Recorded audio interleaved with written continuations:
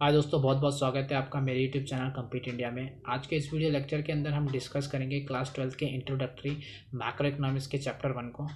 इस video lecture के अंदर हम डिस्कस करेंगे मैक्रो इकोनॉमिक्स की डेफिनेशन को, मैक्रो इकोनॉमिक्स के स्कोप को, वेरिएबल्स को और इसके इंपॉर्टेंस को। साथ ही साथ हम ये भी डिस्कस करेंगे कि माइक्रो इकोनॉमिक्स और मैक्रो इकोनॉमिक्स में क्या क्या डिफरेंस होता है बेसिकली, और कितने टाइप्स के गुड्स जो हैं इकोनॉमी में है और आपको कितने टाइप के गुड्स पढ़ने हैं। इस वीडियो लेक्चर में मैंने प्रीवियस ईयर के क्वेश्चन भी इंक्लूड करें हैं। तो ये वीडियो लेक्चर बेसिकली हेल्पफुल होगा क्लास 12 के स्टूडेंट्स के लिए, और जितने भी कॉम्पिटिटिव एग्ज़ाम की प्रिपरेशन कर रहे हैं जिनमें भी जीएस पूछी जाती है तो उनके लिए भी ये बहुत इंपॉर्टेंट होगा ये वीडियो देखना। और इस वीडियो को आप ज़्यादा बेनिफिट उठाने के लिए आप अपना नोटबुक लेके बैठ जाइए। आप वैसे भी पढ़ सकते हैं, और दूसरा तरीका आप ये भी कर सकते हैं कि पहले आप वीडियो लेक्चर को पूरा सुने और उसके बाद में आपको टेलीग्राम का मैंने आपको लिंक प्रोवाइड कराया है डिस्क्रिप्शन और कमेंट में। आप वहाँ से इस चैनल को ज्वाइन करके टेलीग्राम के वहाँ से आप पीडीएफ को डाउनलोड कर सकते हैं और आप इस वीडियो लेक्चर का बेनिफिट उठा सकते हैं। तो इस वीडियो को प्रेजेंट कर रहा हूँ मैं, सुमित रावत। तो चलिए इस वीडियो को शुरू करते हैं। तो चलिए दोस्तों, आप समझने की कोशिश करते हैं कि मैक्रो इकोनॉमिक्स क्या है। सो मैक्रो इकोनॉमिक्स बेसिकली इकोनॉमिक्स की वो ब्रांच है जो कि डील करती है इकोनॉमिक प्रॉब्लम को या स्टडी करती है इकोनॉमिक प्रॉब्लम को एट एन इकोनॉमी लेवल। मतलब ये बड़ी लेवल पे जो है इकोनॉमिक प्रॉब्लम को स्टडी करती है। अब इकोनॉमिक प्रॉब्लम क्या होती है दोस्तों, मैं आपको बताता हूँ। 3 economic problem, central economic problem जो कि what to produce, how to produce और फ्रॉम whom टू प्रोड्यूस। मतलब क्या उत्पादन करें हम, व्हाट टू प्रोड्यूस, अब हमें किस तरह का गुड उत्पादन करें, कैपिटल गुड उत्पादन करना चाहिए, कंज्यूमर गुड्स, किसके लिए उत्पादन करें, रिच के लिए उत्पादन करें, रिच के लिए प्रोड्यूस करें या पुअर के लिए, या फिर किसके जरिए, कैपिटल इंटेंसिव हमारी अप्रोच होनी चाहिए या लेबर इंटेंसिव अप्रोच होनी चाहिए। तो ये जब आप बात करोगे ना पूरे इकोनॉमी के लेवल पे, तब आप इसका मतलब आप स्टडी कर रहे हो मैक्रो इकोनॉमिक्स को। पर अगर आप एक इंडिविजुअल लेवल, आप एक फर्म हो और आपको तब ये निर्णय लेना है कि आपको क्या प्रोड्यूस करना है, किसके लिए प्रोड्यूस करना है और कैसे करना है, तब आप पढ़ रहे हो, मतलब आप उस चीज़ में स्टडी कर रहे हो माइक्रो इकोनॉमिक्स की। आपने माइक्रो इकोनॉमिक्स में पढ़ा होगा कि डिमांड क्या होती है, सप्लाई क्या होती है, पर इसमें आप पढ़ोगे एग्रीगेट डिमांड कहते हैं। पूरी इकोनॉमी की डिमांड कितनी है, पूरी इकोनॉमी में सप्लाई कितनी है, और पूरी इकोनॉमी में जनरल प्राइस लेवल क्या चल रहा है, कि मतलब गुड्स का जनरल प्राइस लेवल क्या चल रहा है। अब मैं आपको बताता हूँ जनरल प्राइस लेवल क्या होता है। बेसिकली जनरल प्राइस लेवल सम होता है, एक एवरेज तरीके से आप मान सकते हो। इंडेक्सिंग की जाती है उसमें, एवरेज तरीके में आपको आगे भी डिस्कस करूंगा कि क्या होता है general price level with definition. So 600-700 goods का हम ले लेते हैं और उसका हम एवरेज प्राइसिंग निकालते हैं, तो उसे हम जनरल प्राइस लेवल कहते हैं। अगर ये इंक्रीज होता है तो हम कहते हैं कि इन्फ्लेशन हो गई, और अगर ये प्राइस लेवल डिक्रीज होता है तो इसे हम कहते हैं डिफ्लेशन। ये आप आगे के टॉपिक जैसे जैसे आप बढ़ोगे चैप्टर नंबर में, आगे चैप्टर्स आगे बढ़ोगे उसमें आपको मिलेगा ये कि जनरल प्राइस लेवल क्या होता है। और इसे आपने 11वीं क्लास में भी पढ़ा होगा इंडेक्सिंग स्टैटिस्टिक्स में, तो वही है ये। तो अब हम आगे बढ़ते हैं, माइक्रो इकोनॉमिक्स और मैक्रो इकोनॉमिक्स के डिफरेंस को जानने की कोशिश करते हैं। तो बेसिकली सबसे पहला डिफरेंस तो इसके डेफिनेशन में है कि माइक्रो इकोनॉमिक्स स्टडी करता है इकोनॉमिक रिलेशन और इकोनॉमिक प्रॉब्लम का एट इंडिविजुअल लेवल। जैसे अगर आप एक हाउस होल्ड हो, आप एक इंडिविजुअल कंज्यूमर हो, तो ये डिसीजन आपका रहता है कि आप कैसे अपनी इकोनॉमिक प्रॉब्लम को सॉल्व करो। अगर ये आप इंडिविजुअल लेवल पे सोच रहे हो तो आप माइक्रो इकोनॉमिक्स पढ़ रहे हो, और अगर आप मैक्रो इकोनॉमिक्स की बात करोगे तो इसमें आपका पूरा इकोनॉमी बोल, जैसे इंडिया एक कंट्री है तो इंडिया में कितना डिमांड होगा, कितना सप्लाई होगा, तो ये स्टडी करेगी मैक्रो इकोनॉमिक्स। और अगर आपकी फर्म है, कोई फर्म ए मान लो आपकी फर्म है, तो अगर आप उसमें डिसीजन लोगे कि आपको कैसे प्रोड्यूस करना है, कितना प्रोड्यूस करना है, तो आप मतलब पढ़ रहे हो माइक्रो इकोनॉमिक्स, आप छोटे लेवल पे पढ़ रहे हो। इसके नाम में देख सकते हो, माइक्रो मतलब छोटा और मैक्रो मतलब बड़ा, ठीक है। और ये कंसर्न किससे करती है माइक्रो इकोनॉमिक्स, आपने इसमें मैंने बताया जैसे कि आपको कि हाउस होल्ड, फॉर्म्स और इंडस्ट्रीज, ये इससे कंसर्न करती है। और जो मैक्रो इकोनॉमिक्स में कंसर्न करने का एरिया होता है वो होता है national income, general output level, general price level, unemployment, कि देश में अनएम्प्लॉयमेंट कितनी चल रही है। और इसके ऑब्जेक्टिव क्या है, माइक्रो इकोनॉमिक्स का ऑब्जेक्टिव क्या है। सबसे पहला ऑब्जेक्टिव है कि हमें मैक्सिमाइज करना है डिमांड साइड को, या फिर हमें कंज्यूमर के सेटिस्फेक्शन लेवल को सबसे हाईएस्ट, सबसे ज़्यादा पहुंचाना है, ताकि हम रिसोर्सेज को फुल्ली यूटिलाइज कर सकें ना। जब फुल आप यूटिलाइज कर लोगे, एफिशिएंट वे में आपको यूटिलाइज करना है, मतलब से आपको मैक्सिमम यूटिलिटी आनी चाहिए। आपने जो अब पैसा खर्च करा है उससे आपको पूरी यूटिलिटी आनी चाहिए। ये माइक्रो इकोनॉमिक्स हम डिस्कस करते हैं। और एज अ सप्लाई अगर आप हो तो आपको क्या करना होता है, कॉस्ट को मिनिमम करना होता है और प्रॉफिट को हमेशा मैक्सिमम करना होता है, ठीक है। On the other hand macro economics में आप क्या करते हो कि आपको फुल एम्प्लॉयमेंट करनी है, ज़्यादा से ज़्यादा लोग एम्प्लॉयड हो सकें, आपको ये कोशिश करनी है, आपकी प्राइस स्टेबिलिटी रहे, ज़्यादा इन्फ्लेशन ना हो, इन्फ्लेशन लेवल बिल्कुल फिक्स रहे, आपकी इकोनॉमिक ग्रोथ बनी रहे, और आपका जो आउटपुट है, जो बैलेंस ऑफ पेमेंट है, इसे आप आगे वाले चैप्टर में पढ़ोगे, वो बिल्कुल बैलेंस रहे। ऐसा ना हो कि आप ज़्यादा ही ट्रेड डेफिसिट में चले जाओ, आपका ट्रेड बिल्कुल बैलेंस होना चाहिए। इस स्लाइड में हम देखेंगे कि इंपॉर्टेंस क्या है मैक्रो इकोनॉमिक्स के लिए।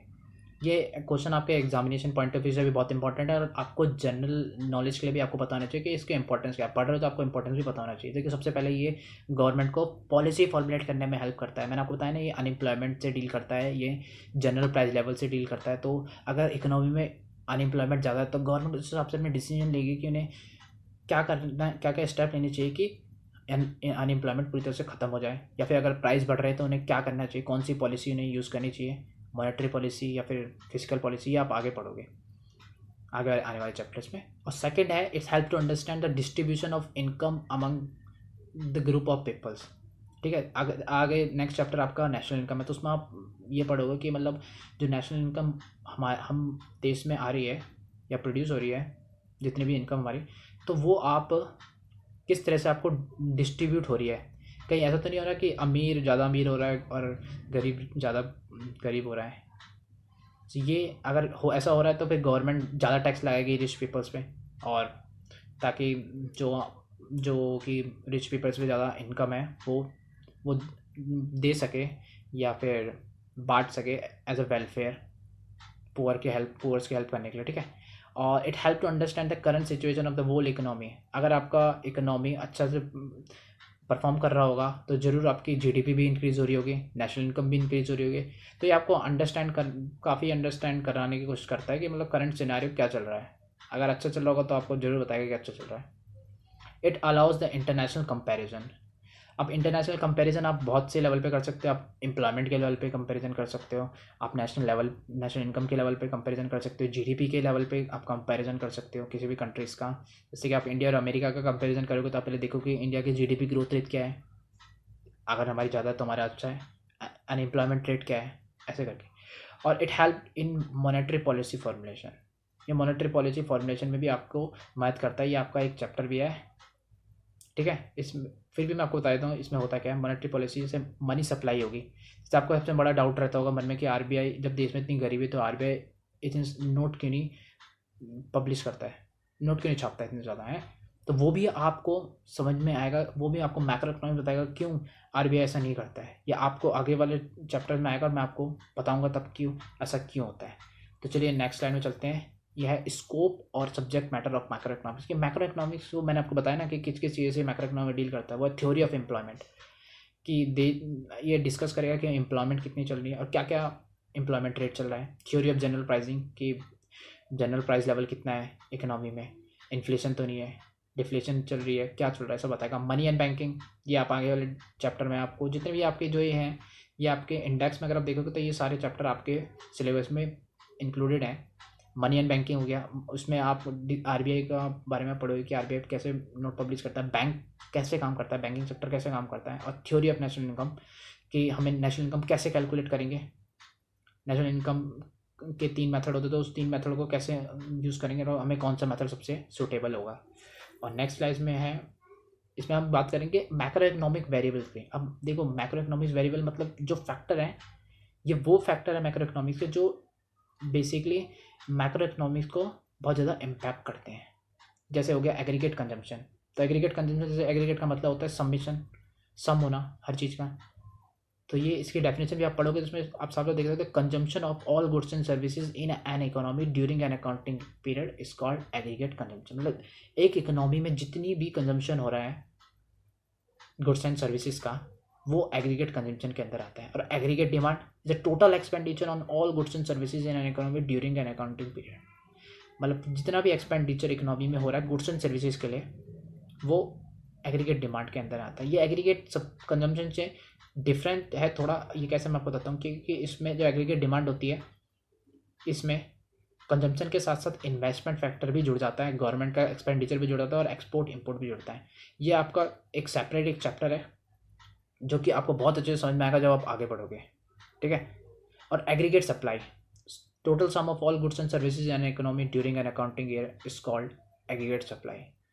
अगर आपकी मान लो 2 फर्म है पूरे इकोनॉमी में, कंट्री फर्म ए और फर्म बी, तो इन दोनों का at a one price level, मतलब 10 रुपये के प्राइस लेवल पे अगर फर्म ए सप्लाई करती है 20 गुड्स और फर्म बी सप्लाई करती है 30, तो इन दोनों का जो सबमिशन हो जाएगा तो हो जाएगा एग्रीगेट सप्लाई, मतलब इकोनॉमी में aggregate supply at a price 50 units का होगा। तो यही आपका एग्रीगेट सप्लाई बन जाएगा। और ये वेरिएबल जाना आपके लिए बहुत ज़रूरी है दोस्तों, क्योंकि जब आप आगे इकोनॉमिक्स पढ़ोगे तो ये आपका बेसिकली ये आपका बेस है।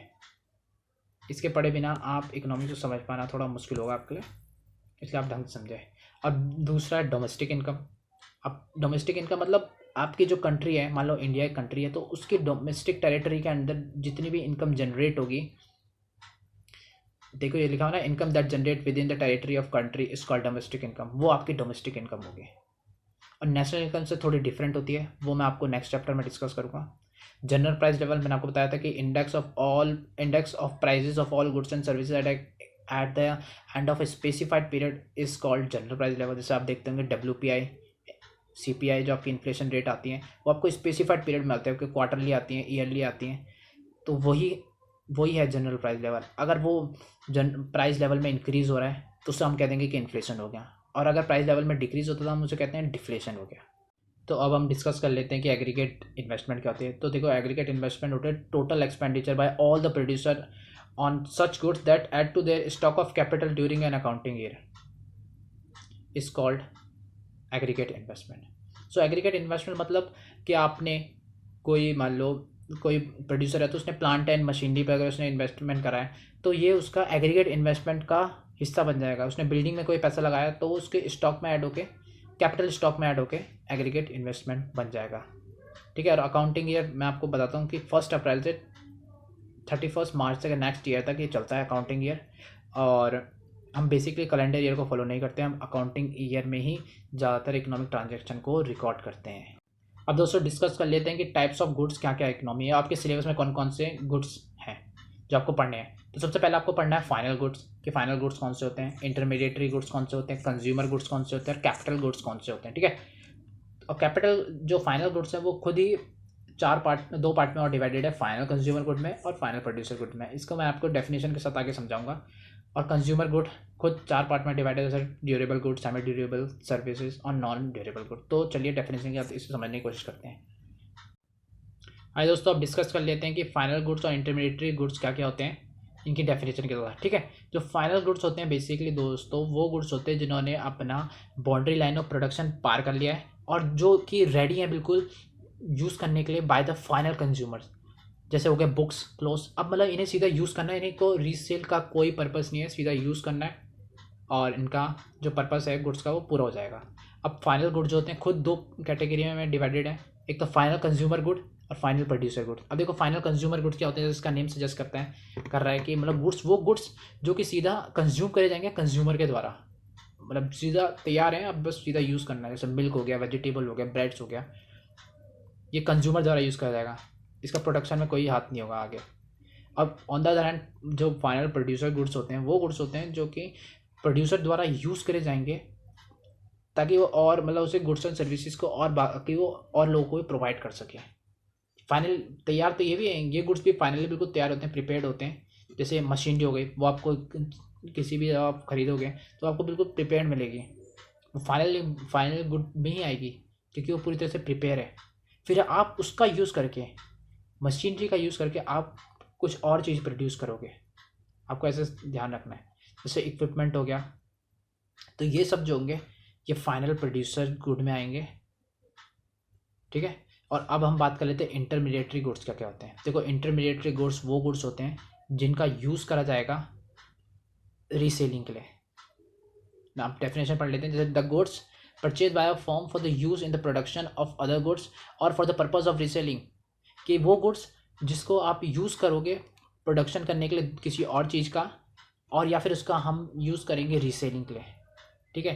जैसे इंटरमीडिएट जैसे आप मान लीजिए आप ऑनर हैं फर्नीचर फर्नीचर फर्म के, ठीक है। तो आप क्या करोगे, आप वुड्स को परचेज़ करोगे, आप उसे क्या करोगे, तैयार करोगे, उसे बनाओगे, फिर आप उसे क्या करोगे, उसमें वैल्यू ऐड करोगे। तो मान लीजिए आपने वुड्स ली थी 5000 की, फिर आपने उसमें लेबर का कॉस्ट जोड़ लिया और अपना प्रॉफिट उसमें जोड़ लिया, तो आपने उसे सेल कर दिया 10,000 रुपीज़ में।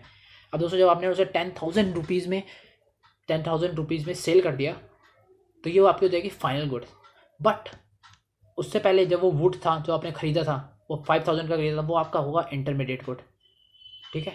वो आपका होगा इंटरमीडिएट गुड। अब जब वो बिल्कुल फाइनल कंज्यूमर के द्वारा कंज्यूम करने के लिए तैयार होगा, जो 10,000 रुपये की वैल्यू में आप बेचोगे, वो होगा फाइनल गुड। यदि दोस्तों आपके मन में डाउट आ रहा है कि फाइनल प्रोड्यूसर गुड और इंटरमीडिएट गुड्स में क्या डिफरेंस है, दोनों तो लगभग सेम ही हैं, प्रोडक्शन के लिए हम यूज़ कर रहे हैं, तो मैं आपको बता दूं कि जो फाइनल प्रोड्यूसर गुड होते हैं बिल्कुल रेडीमेड तैयार होते हैं, आपको मशीनरी बस लेनी है, उन्होंने अपने प्रोडक्शन लाइन मशीनरी ने पार कर लिया है, अब सीधा वो फॉर्म के द्वारा यूज़ करा जाएगा। पर इंटरमीडिएट गुड्स के साथ ऐसा नहीं है। ये गुड्स आप मान लो प्रोडक्शन के लिए तो आप यूज़ कर सकते हो, कि मतलब जैसे रॉ मटेरियल हो गया, आप उसको और प्रोडक्शन लेवल के लिए तो बढ़ाने के लिए यूज़ कर सकते हो, पर आप उसे डायरेक्टली ओपन मार्केट में सेल नहीं कर सकते, आप पूरी तरह से तो तैयार गुड नहीं कर सकते। अगर आप, मैंने आपको एग्जांपल दिया, जैसे आप अगर फर्नीचर फर्म के ऑनर हैं, तो आप अगर वुड्स लोगे, तो आप पूरी तरह से प्रिपेयर्ड गुड्स नहीं है, वो किसी के भी काम नहीं आएगा जब तक आप उससे चेयर बना के आप उसे मार्केट में नहीं बेचोगे, ठीक है। अब हम और इसका अच्छे से इसका डिस्कशन कर लेते हैं कि इसमें डिफरेंस क्या है। अब दोस्तों डिफरेंस समझ लेते हैं फाइनल गुड और इंटरमीडिएट गुड का, ठीक है।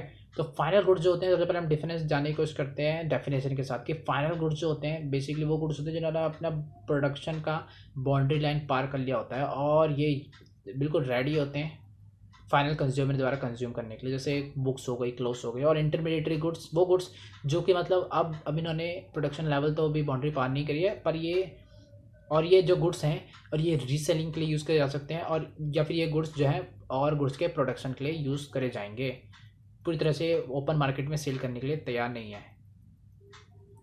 और सेकंड डिफरेंस है, these goods can not B use by the for the production of other goods, ये और गुड्स के प्रोडक्शन के लिए यूज होते हैं, पर इंटरमीडिएटरी गुड्स और गुड्स के प्रोडक्शन के लिए यूज़ होते हैं।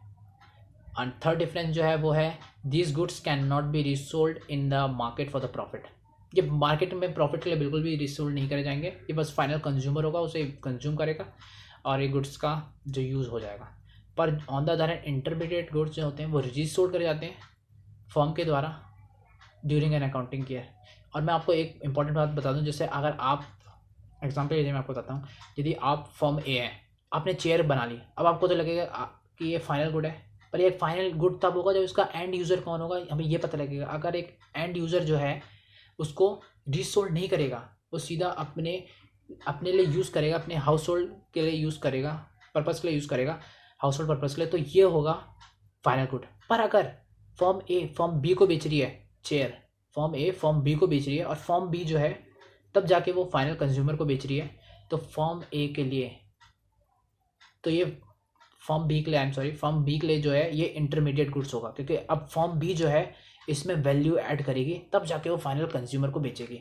तो मेन जो है इस टॉपिक का पॉइंट जो है कि एंड यूज़र कौन है। अगर एंड यूज़र जो उसे कंज्यूम कर रहा है, उससे रीसोल्ड नहीं कर रहा है मार्केट में, तो ये गुड होगा फाइनल गुड। और अगर रीसोल्ड कर रहा है और रीसोल्ड पर्पज़ के लिए यूज़ होगा, तो वो बन जाएगा इंटरमीडिएट गुड्स।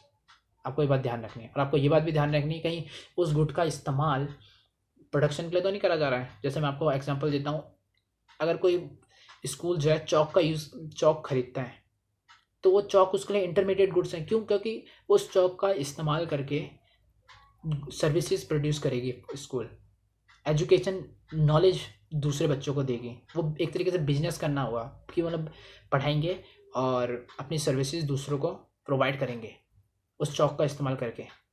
चौक को आप एज अ रॉ मटेरियल सोचिए, चौक जो है एक रॉ मटेरियल की तरह यूज़ हो रही है, और वो इंटरमीडिएटरी गुड की तरह यूज़ होगी। और ऑन द अदर हैंड अगर आप चौक एज अ स्टूडेंट खरीद रहे हो, पर आप उसको कुछ भी आप सर्विसेज प्रोवाइड नहीं कर रहे हो या किसी को सेल नहीं कर रहे हो, अगर आप चौक लेके खुद अपने लिए यूज़ कर रहे हो उसे हाउस होल्ड को या किसी भी पर्पज़ के लिए, तो वो आपका फाइनल गुड के अंदर आएगा। मतलब एक ही गुड जो है फाइनल भी हो सकता है और इंटरमीडिएट भी हो सकता है, पर वो डिपेंड करेगा कि आप उससे रीसोल्ड कर रहे हो नहीं कर रहे हो, या फिर डिपेंड, और दूसरी बात पे डिपेंड करेगा कि आप उस गुड को कहीं और प्रोडक्शन के लिए तो यूज़ नहीं कर रहे, कहीं आप उसे और सर्विसेज और के लिए तो यूज़ नहीं कर रहे। बस इस बात में आपको ध्यान रखना। इसी बात में मैं आप इसी के रिलेटेड जो टॉपिक है, इस प्रीवियस ईयर में क्वेश्चन आया था, वो मैं आपको सॉल्व कराऊंगा लास्ट में। देखो दोस्तों, चौथा डिफरेंस को हम समझ लेते हैं, पर उससे पहले मैं आपको बता दूं कि इसमें थोड़ी सी मिस्टेक हो गई है। ये जो पॉइंट है, ये जो है इंटरमीडिएट का है, और ये डिफरेंस है वो इसका है, फाइनल गुड का है। तो उसमें थोड़ी सी मिस्टेक हो गई, इसे आप ध्यान रख लेना।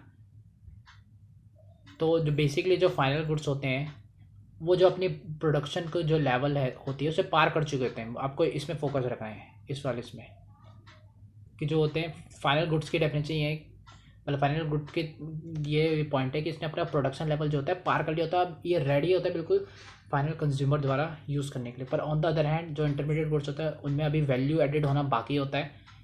चाहे सेम प्रोडक्ट हो, चाहे वो same chair from A B को सेल कर रही है, फॉर्म बी सी को सेल कर रही है, किसी भी नॉर्मल कंज्यूमर को, पर उसमें वैल्यू एडेड अभी होना जरूरी है। तो इसलिए हम उसे कहते हैं कि अभी प्रोडक्शन लेवल को उसने पार नहीं करा है, अभी उसमें थोड़ा और वैल्यू एडेड होना बाकी है।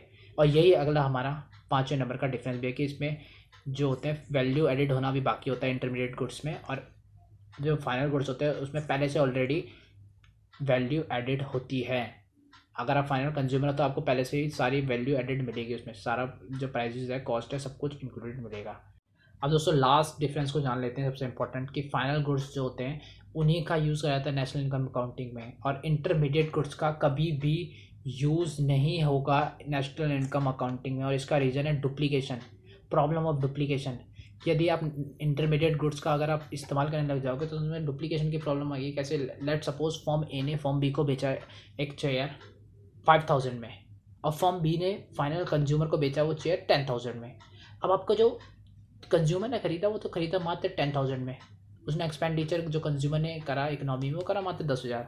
पर अगर हम नेशनल इनकम अकाउंटिंग करने लग जाएंगे तो उसमें अगर हम इंटरमीडिएट गुड्स का इस्तेमाल करें तो उसमें क्या होगा कि 10,000 तो कंज्यूमर ने खर्च करे और फिर फॉर्म बी ने 5,000 खर्च करे, तो यानी चेयर की वैल्यू हो गई 15,000। बाकी चेयर की असली वैल्यू जो थी मार्केट में, जो वैल्यू थी वो मात्र थी 10,000।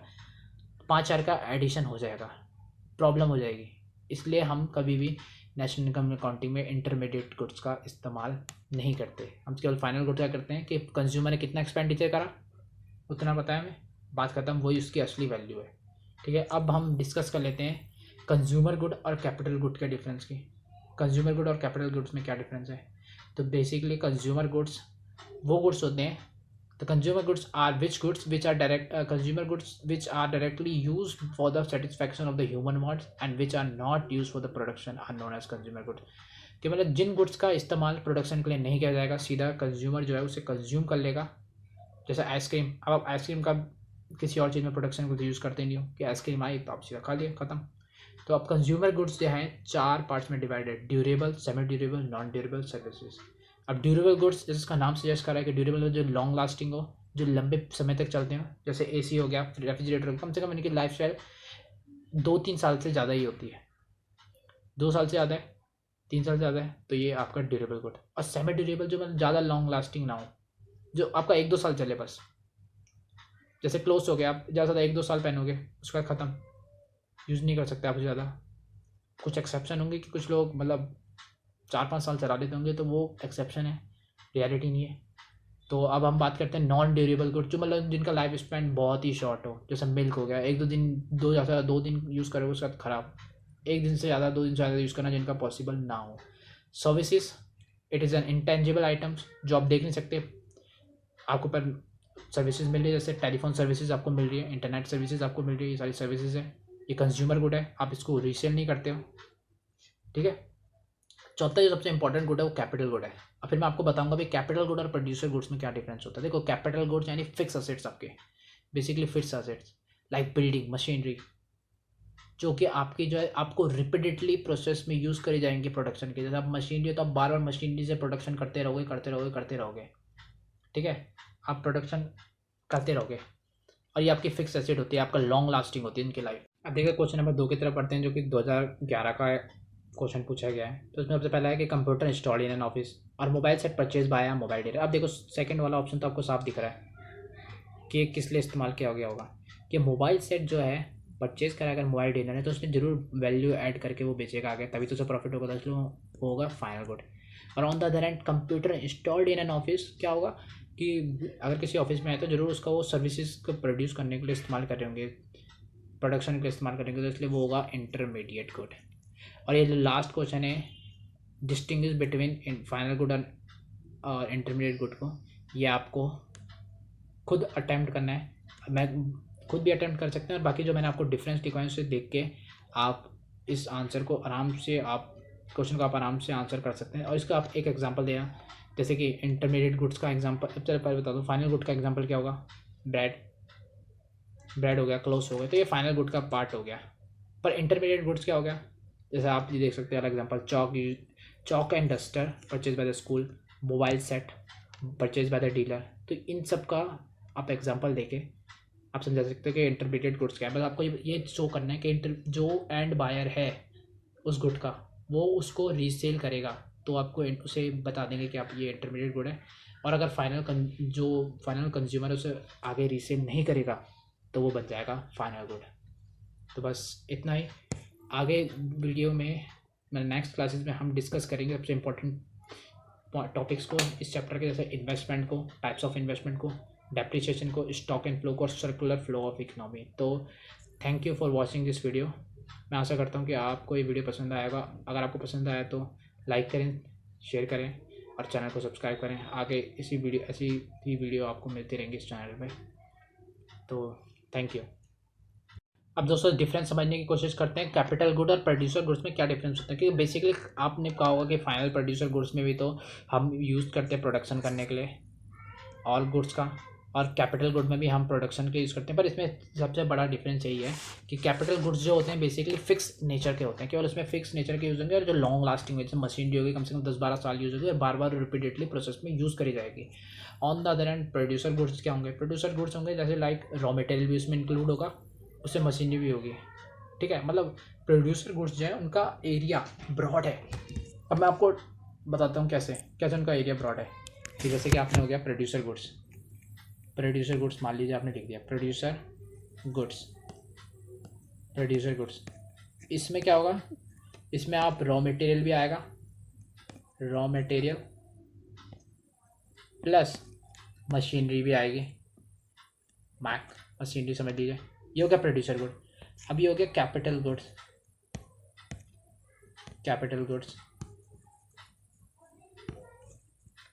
इसमें क्या होगा, केवल मशीनरी है, क्योंकि मशीनरी आप रिपीटेड प्रोसेस में यूज़ कर सकते हो, बाकी आगे आप यूज़ नहीं कर सकते। अब देखो ऑल कैपिटल गुड्स, सारे के सारे जो कैपिटल गुड होंगे वो तो प्रोड्यूसर गुड्स होंगे, पर सारे के सारे प्रोड्यूसर गुड्स जो हैं वो कैपिटल गुड्स कभी भी नहीं होंगे। क्यों? क्योंकि कैपिटल गुड्स में ये जो रॉ मटेरियल है ये ज़्यादा है, तो यानी जो छोटा वाला है कैपिटल गुड्स वो रॉ मटेरियल का तो प्रोड्यूसर का गुड्स का तो हिस्सा हो सकता है, पर जो बड़ा वाला प्रोड्यूसर गुड्स है वो कभी भी कैपिटल गुड्स का हिस्सा नहीं हो सकता। यानी all capital goods are producer goods but all producer goods are not capital goods. बस आपको यही समझना था। चलिए स्लाइड में वापस चलते हैं, यही था इनका डिफरेंस बेसिकली। और आप बात कर ले डिस्कस कर लेते हैं पास्ट ईयर के क्वेश्चंस की, कि पास्ट ईयर में कैसे कैसे क्वेश्चन आए थे। ये इंटरमीडिएट गुड्स, और बेसिकली आपको डिफ्रेंशिएट करना है कि इनमें से ये इंटरमीडिएटरी गुड्स हैं या फिर ये फाइनल गुड है। देखो मैंने कहा था ना, आपको ध्यान रखना है अपना हमेशा एंड यूज़र कौन है। Furniture purchase by a school, furniture school ने परचेज करा है। एंड यूज़र क्या है, क्या फर्नीचर को इस्तेमाल करके क्या और गुड्स एंड सर्विसेज वो प्रोवाइड कर रहा था स्कूल, या फिर नहीं कर रहा था। इसी बेसिस में हम डिवाइड करेंगे कि ये फाइनल गुड था या नहीं था। और ये 2012 के क्वेश्चन पेपर में क्वेश्चन आया था। तो इसका आंसर है कि ये जो गुड है ये फाइनल गुड है। और फाइनल गुड इसलिए क्योंकि इसका इस्तेमाल करके स्कूल कुछ भी और प्रोड्यूस नहीं कर रहा है, वो बस आपको बैठने की जगह देगा, उसमें आपको बैठना है चेयर और फर्नीचर में।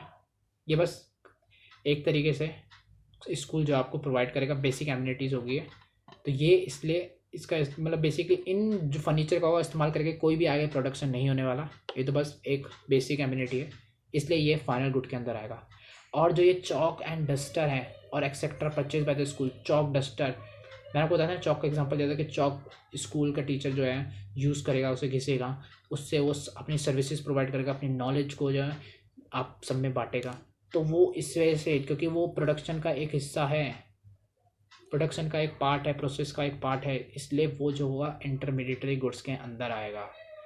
अब देखिए क्वेश्चन नंबर 2 की तरफ पढ़ते हैं, जो कि 2011 का क्वेश्चन पूछा गया है। तो इसमें सबसे पहला है कि computer install in an office और mobile set purchase by mobile dealer. अब देखो सेकंड वाला ऑप्शन तो आपको साफ दिख रहा है कि किस लिए इस्तेमाल किया गया होगा, कि मोबाइल सेट जो है परचेज करा अगर मोबाइल डीलर ने, तो उसने जरूर वैल्यू ऐड करके वो बेचेगा आगे, तभी तो उसे प्रॉफिट होगा, इसलिए वो होगा फाइनल गुड।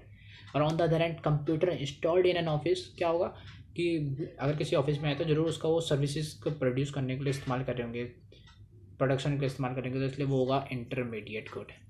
और ये लास्ट क्वेश्चन है, डिस्टिंग्विश बिटवीन फाइनल गुड और इंटरमीडिएट गुड को, ये आपको खुद अटैम्प्ट करना है। मैं खुद भी अटैम्प्ट कर सकते हैं, और बाकी जो मैंने आपको डिफरेंस दिखाया उसे देख के आप इस आंसर को आराम से, आप क्वेश्चन को आप आराम से आंसर कर सकते हैं। और इसका आप एक एग्जांपल देना, जैसे कि इंटरमीडिएट गुड्स का एग्जांपल, चलो पहले बता दूँ, फाइनल गुड का एग्जांपल क्या होगा, ब्रेड, ब्रेड हो गया, क्लोथ हो गया, तो ये फाइनल गुड का पार्ट हो गया। पर इंटरमीडिएट गुड्स क्या हो गया, जैसे आप ये देख सकते हैं example, chalk and duster purchase by the school, mobile set purchase by the dealer. तो इन सब का आप एग्जांपल देके आप समझा सकते हो कि इंटरमीडिएट गुड्स क्या है। बस आपको ये शो करना है कि जो एंड बायर है उस गुड का, वो उसको रीसेल करेगा, तो आपको उसे बता देंगे कि आप ये इंटरमीडिएट गुड है। और अगर जो फाइनल कंज्यूमर उसे आगे रीसेल नहीं करेगा, तो वो बन जाएगा फाइनल गुड। तो बस इतना ही। आगे वीडियो में नेक्स्ट क्लासेस में हम डिस्कस करेंगे सबसे इम्पोर्टेंट टॉपिक्स को इस चैप्टर के, जैसे इन्वेस्टमेंट को, टाइप्स ऑफ इन्वेस्टमेंट को, डेप्रिसिएशन को, स्टॉक एंड फ्लो को, और सर्कुलर फ्लो ऑफ इकोनॉमी। तो thank you for watching this video. मैं आशा करता हूँ कि आपको ये वीडियो पसंद आएगा। अगर आपको पसंद आया तो लाइक करें, शेयर करें और चैनल को सब्सक्राइब करें। आगे ऐसी ही वीडियो आपको मिलती रहेंगी इस चैनल पे। तो थैंक यू।